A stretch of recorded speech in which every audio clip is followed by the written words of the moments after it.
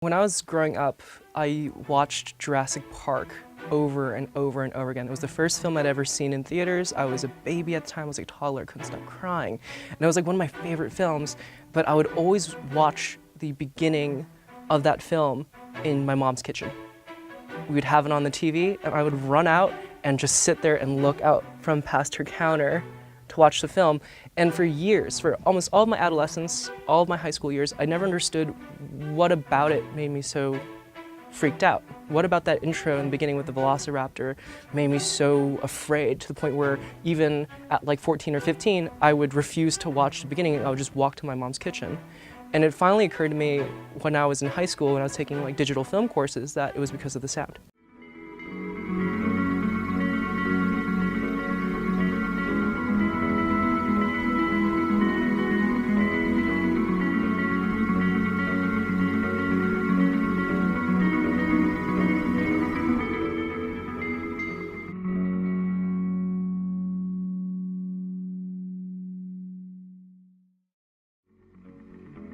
I am a Foley artist here at Alchemy Post Sound. I am the Kay Rose Professor in the Art of Sound Editing at USC School of Cinema.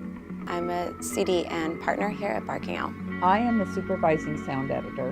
I'm a hyphenate. I'm a supervising sound editor and a writer, director, producer, editor. I'm a sound designer for film trailers. Sound made me nervous because it seemed technical. And then when I started working in it, I realized, oh my God, you can highlight like story, character, plot points, emotion, really get behind something like what's the mood, what's the tone, and like the ambiences are kind of the tone to it, kind of like the music to every scene. And so you can really do so much with sound. Everyone always has these like cool, like easy soundbite, examples of Foley they've done. Personally, for me, I am more interested in the interpersonal, the empathetic, the character-driven sounds that we take for granted. For instance, a handshake makes no sound in real life. Shake my hand. Virtually nothing. But in a film, we always add them back in because we want to communicate that intimacy, that moment of contact between two people. And we want to give the audience something tangible that they can feel. You watch a movie with no Foley or no handshakes or none of those small little details, and you don't connect with the characters much. Because as an audience, you're not listening the way the character would be listening inside their sonic world. That's what interests me about Foley. It's not the big robots, it's not the laser guns, it's those little moments of difficulty and drama and humor. Sound fills our senses. It's the first sense we have in utero, And now we have Dolby Atmos with, speakers over our heads surrounding us, and we can really create an environment using sound. And sound of itself is just so valuable, and yet it's treated like the bad stepchild in Cinderella. Sometimes perfect sync is not what matters. It's the feeling. It's what is actually happening in the scene. What can the sound tell that's not being said? So it's the subtleties of what editing can bring to the sound. That's not only sync, but like character and emotion. 50% of the movie is sound, but people don't think of that, because if it's really good sound, it makes the picture look better, and we just don't have awareness about how much sound is bringing. I think it was Indiana Jones and the Last Crusade, and they showed a scene of I think it was Indiana Jones and the supervillain on the deck of a ship, and it's big and epic. There's a big thunderstorm, and first they play the finished scene, and it sounds like a movie. It sounds like what you're used to. And then they played the scene again with just the sync sound, like the location audio. And of course, it sounds horrible. I mean, you can barely hear what anyone's saying over the wind and the rain machines and all that. And it never occurred to me how disparate those things are. Finished sound design and location audio. And I just thought it was fascinating. Sound editing used to be a very woman-dominated field, as well as film editing. It was mostly women editors, and then the men coming back from the war said, oh, well, film editing is almost akin to directing, so we better do that. It's a very male-dominated industry. Commercial music, commercial effects, the mix, it's all men. And so the reaction is really interesting because I do have a younger voice, so we'll be on a conference call and I'll prep the producer and say it'll be me, the creative director, and Casey, the producer, who's also a female, on the phone. And then they say, great, we'll talk to you then. So then we'll call in, they'll call in, and I'll say, hey, it's Kelly and Casey here from Barking Owl. And they'll be like, okay, Casey will say hi. They'll all introduce themselves, and then it'll be quiet for a second, and they'll say, so who are we waiting for on your end? And I always go, well, it's just us. So we're ready. Are you guys ready? Are you waiting for anybody? And they go, no, we're not waiting for anybody. And I go, great, then let's go. I don't know, there's always kind of sexual undertones are kind of just treated not as, professionally because I was a woman. And I remember one horrific time, I'll never forget this, where in the beginning of my career, I was threading the cam bent over, that we were having a viewing for the producers, and we were in a small room, us men, the editor, the picture assistant, I was the apprentice, and the couple producers, and I was bent over threading the chem up for the screening, and the producer pinched me on the butt. And it was so horrible, and I just didn't even know how to respond, and it was hideous. And I think, the guys I worked with were embarrassed. They certainly wouldn't have never done that. So there was that instance there, talking about, and he was a big producer, and I didn't know how to handle it, and I just kind of laughed a little bit at whatever and ignored it. But that something like that just stays with you. I lost pretty much not all my clients, but the vast majority of my clients when I transitioned. So I've kind of had to start over a little bit. And it's definitely harder. I mean, I have more experience now, which helps a lot, and I have gear and stuff, but yeah, there is definitely discrimination, even if they don't tell you to your face. Like, I haven't been discriminated against in a way that I can prove in court, but I've been discriminated against in hiring decisions and stuff. And that's hard. I had another boss who, I do have like sexual abuse in my background, and he was aware of that. And there was a composer, and all the guys there were super passive aggressive. So I'm also the only direct person in the room. And he said to me, I don't want to put an end on the piece. I think it should fade out. And I said, okay, well, they want to hear an end. The clients do. So let's put an end on it, and then we can try to sell through the one that we like better. But if they don't hear it, they'll never be able to make that decision. And he was furious about it, and he didn't want to do it. And he called my boss and was complaining about me and everything. And then he said, oh, well, you know her. She just has issues with men because of her past. And he told me that, and I was shocked by it because I thought, well, you were being lazy. Like, what does that have to do with my past? But it was something that they fell on all the time there. And it was always like I was the only female, and there were 10 to 12 males there. And it was something that came up constantly, and I ended up leaving. And I said that I had to go because of these other things that were happening, and also I didn't get a raise for 2 or 3 years, and, like all of that. But everybody around me, it was happening for them. And then they took me out to lunch, and they were trying to keep me, and they were going to give me like a one-time apology bonus. And they said, because the thing is, like, we don't mean any harm, but men just don't hear women unless they yell. And then the other boss said, oh, unfortunately, that's true. We really don't listen to women unless they're yelling. And I said, well, actually, that's not true because I was yelling, and you still didn't hear me. A female music editor had come onto the dub stage to cover for our regular music editor. And I had never met her before. The first time she had ever been there.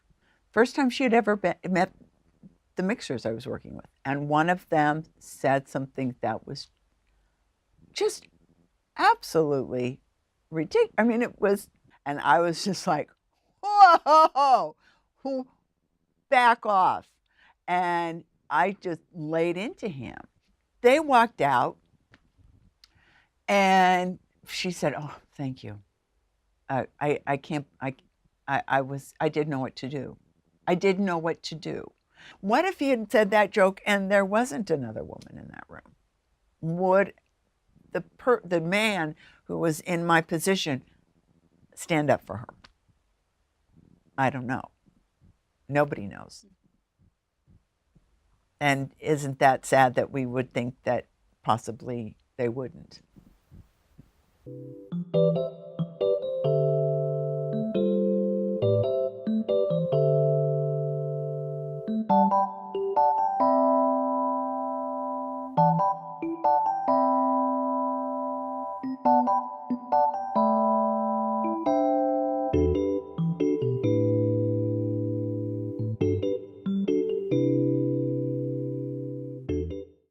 know, June 2016, you know, I like couldn't take it anymore. I couldn't like live with myself anymore, and I just came out of the closet in the most ridiculous way possible. Like I had a big party.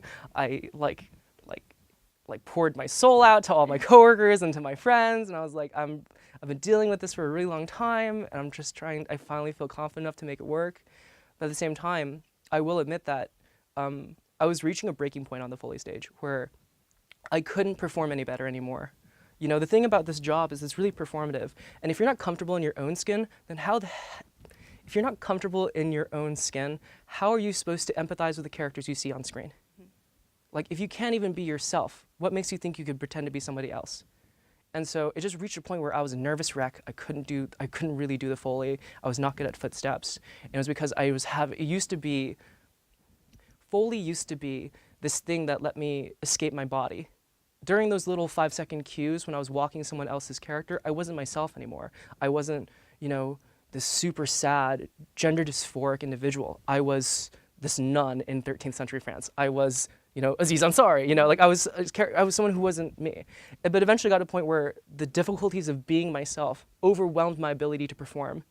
And I just couldn't do it anymore. And I realized it was you can't live your life thinking about what ifs and thinking about pros and cons when you don't even have the paradigm to discuss your life in the first place. It's not your life, you know, you're not the person you want to be. And so it was crazy because I was nominated as, you know, my previous name, my retired name as I call it. And in between the nomination process and when we got our invitations, like a year later, you know, I saw the invitation, it said my old name on it. And I was freaked out too because I had just started my transition. I hadn't come out to all my family members yet. I'd just come out to my mom and my sister. And I'm sitting there freaking out being like, okay, so obviously at work, I was already presenting as female. Everyone knew me as Joanna. I changed my business cards. Like day one, Andrew went and got me new business cards. And so I was really confident and comfortable already, like presenting as a woman in this industry, in this city. And so I was sitting there freaking out and like sweating bullets, being like, crap, I'm gonna be back in LA. My parents live in LA. And, you know, if I'm on stage, all my relatives in Taiwan are inevitably gonna see the photos. What am I supposed to do? Do I put back on the suit and go back to LA as my old self to pick up this award, which will always have my name on it, which will always represent that time? Or is it possible for me to request them to change the name on the Emmy? Is it possible for me to summon the courage to show up, potentially take that stage as myself, and essentially be outed to not just all these random people in the world, but also to all my family members and relatives who knew nothing about anything that had been going on in my life? And so I called the Academy and they're like, listen, we're gonna change your name as many documents as we can, but the program's already printed. So unfortunately, in your nomination, in the actual program, it will say your old name, but everything else we've changed. And if you win, the engraving has changed too. So I was like, okay, thank goodness. And then so I went from, I don't know if I'm gonna go to the Emmys, to I think I might have to go to the Emmys as male, to I'm going to the Emmys and everyone's gonna find out this thing that I've been keeping on this coast. Kind of going on more of a personal level, do you think working in this industry has affected your personal life in any way? Positive, negative? Well, just in a general sense. probably. I didn't choose a traditional lifestyle. I never had children.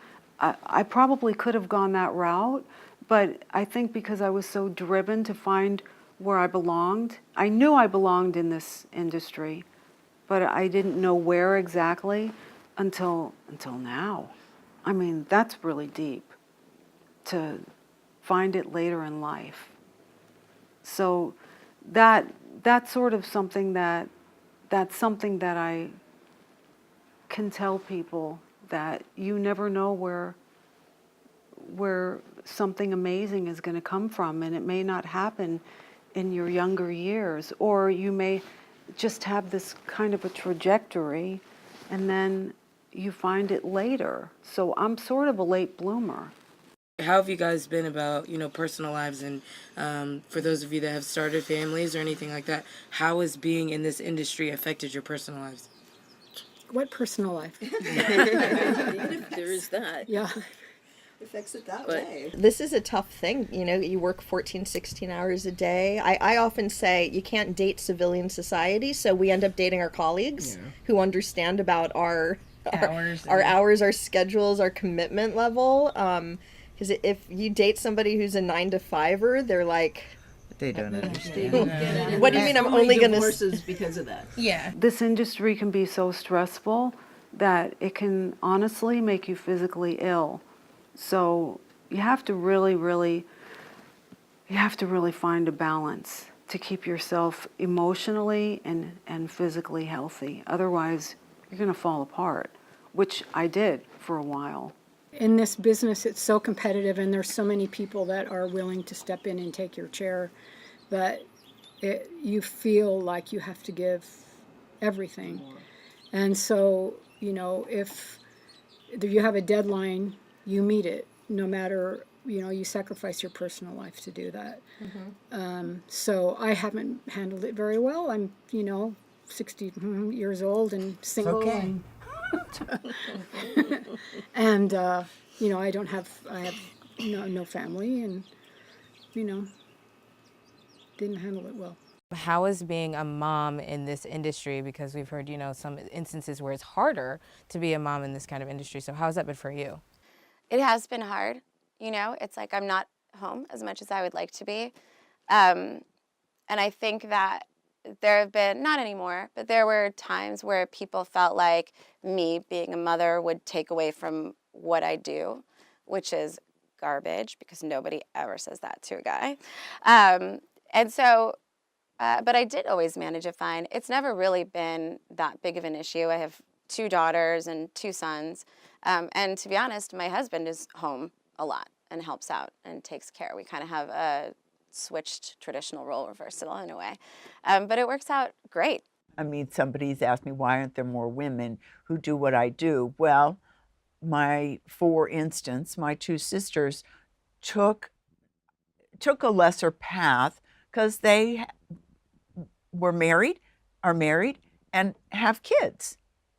So they chose a path that would enable them to raise their family and have a home life with their husbands and their kids, whereas mine doesn't you don't get that. So it is a trade-off. It is a trade-off more than it is for men. And I do not know if that's ever going to change. I have been judged, and I have had someone say to me, like, you having a baby ruined everything because you went home early.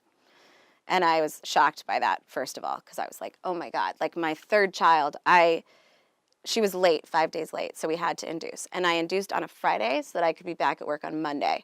So it has never been something that has slowed me down or stopped me. And at that point, I had her right after we had opened. So there was no chance that I was going to take a maternity leave. I had no option. I had to keep working.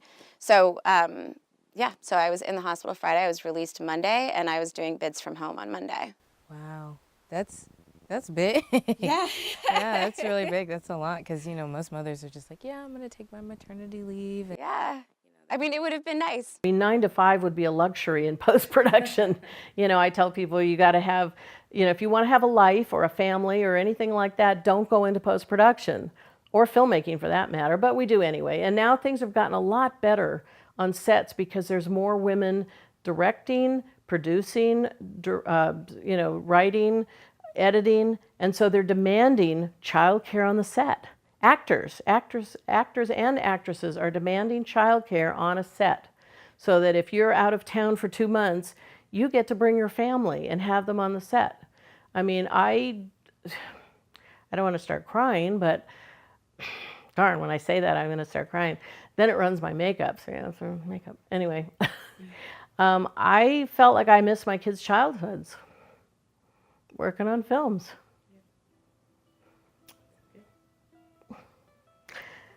And my mom missed mine because she had to work on films. But she loved doing that. I mean, and that's why I went into business with her, because I wanted to be with her, because I missed her when I was little. Isn't it great when you get people to cry in an interview? It's so emotional. We'll move away from No, it's okay. It's okay. I mean, I think it's important because this is why men don't want to hire women because, oh, you're going to get pregnant and have a child, and then you're going to leave the industry. So we don't want to put you in a position that you might have to leave. But after my second child was born, and I'm breastfeeding one and reading story, well, I'm reading story to the other one, and I'm thinking, this is the life for me. I was like, oh, I don't need to work anymore. This is great. This is my job. This is what I want to do. I want to be here for this. My husband became ill and was given a 6 months term for his life. So I had to go back to work because somebody had to take care of the family, and it was so very, very difficult not to be there, and I also had to hire someone to be there in my stead. And my kids, of course, would naturally get more attached to the person that's there all the time. So I would go find myself crying a lot, saying, they love her more than they love me. It was terrifying, but just trying to be there for them when I could.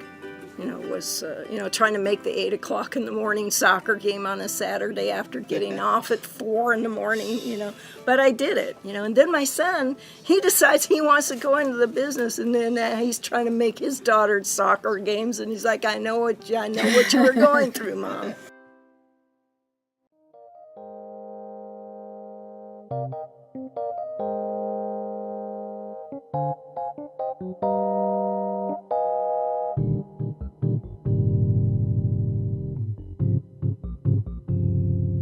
And I'm looking at women that I'm working with, these marvelous young women and young men who are not dumb about this and really do want to have it be different. They do. They aren't caught up in the same thing at all. My only hope is it's young, socially wise, is this young generation, because when I was young, I was fighting for things, as we all know, we fought for things. I'm finding that the younger men in this business have been more wonderful than people who've been around for years. They're more open. Wow. Why do you think that is, just from your perspective, just looking at it? These people who've been around for years, they have just this sort of old school mentality, which really makes no sense. It never did. And the people I'm running into, as far as this people 40 and under, are generally more about the human experience. These young 20, 30-somethings, these guys really get it, I think, in terms of feminism, and you're hopeful with reason. I think the young kids who are educated, and I'm going to make this distinction very clearly, the way is this young kids, educated kids who are getting much more open to being much more liberal about their views of other human beings and themselves, that eventually there is going to be natural progression where women will be recognized as a man. There seems to be more and more women on the stage, don't you think, on the dub stage? There's women mixers, well, 1 or 2 women mixers. Women are actually sound supervisors now. There's not many, but more and more becoming sound supervisors now, which is fabulous. What I would say is start them young, because I think that some of what the problem is that we're not seeing enough women interested in sound early enough. I don't think they even know it exists. I think that's a big gap right there. You feel comfortable with certain people. When I'm reading applications for admissions, I probably choose more women than I do guys. I relate to them more, and the guys choose more. So that's why it's important to get equal numbers. And that makes a difference, I think, when you see role models. But that was the thing when going out to the industry. It's like you weren't seeing many women. So now I think that the balance is much more fair or even. And I think in 20 years from now that some of these women will be recognized because their time will come. We are just pioneers that never will be recognized. Someone has to ride on our coattails to really actually achieve what we started. I think that it's still a man's world. I think it's not, as Mary Jo always says, it's not Warner Sisters, it's called the Warner Brothers. And that's just how it's going to be until you get more women up in supervising positions and heading up studios and doing more things like this. That's right, just being more aware. No, it's different now with my new crew because we're all equal partners, and I want it to be that way because I don't want anyone to feel like I did, where they feel less than because they're not making as much. And it doesn't matter how shitty it gets, it doesn't matter how you get discriminated, you have to pick up the pieces and keep moving on. I'm a human being, I have feelings, I have a meaning in life. I'm not just some strange unicorn of sexual expectations. Like, I am a human being and I have all this complexity. I eat way too much, I sleep way too little. You know, I throw myself in these concrete pits every day to make sound. I go to work dressed in sweatpants and I just do not care. So just be open. Yeah. I would say go for it, follow your dream. I've had a wonderful life being a Foley artist. I would say do it. And, you know, follow that dream. Yeah. It's a very demanding career, but it's a very fun one. And the industry, if you like movies and you like to be a part of it, a very creative part of it, it's just a lot of fun. It's like you get to be a kid forever in this particular kind of job. The one thing I would advise to women coming up, and because I see this across the board, older people, younger people, men tend to toot their own horns a lot. Women don't. And I would say my advice is get out there, market yourself, have confidence in yourself, network, and toot your own horns, you know, because if you don't use your voice, no one's going to hear you, you know. It's not worth working for someone who is going to be abusive. In this industry, and probably most industries now, we work very long hours. If you're not working with people who respect you, you know, it's not going to get any better. That's my advice. First, start from the bottom, acknowledge you're a woman, fight for your rights, then you'll get to be recognized as a woman sound editor. It's not going to work the other way around. The other way around, you're just an exception. If you are just one woman, you're always catching up. The rest of us are catching up after you. If there is a woman sound mixer that gets an Oscar at this point, she's just an exception. It's a special case. But maybe 50 years down the line, when all the women fought for their rights, that's going to be just a name, a different name, and not a special case. The truth is that people will question you creatively on every level, and people will question who you are, and they'll question, like, well, can a woman, you know, for me it's always, can a woman make rock music? The answer is yes, women can make fucking incredible rock music. So I feel like you have to just bring it, and you have to be confident, and just focus on what your goal is. Don't listen to everybody else's stuff, because it's just noise, and it's just there to distract you.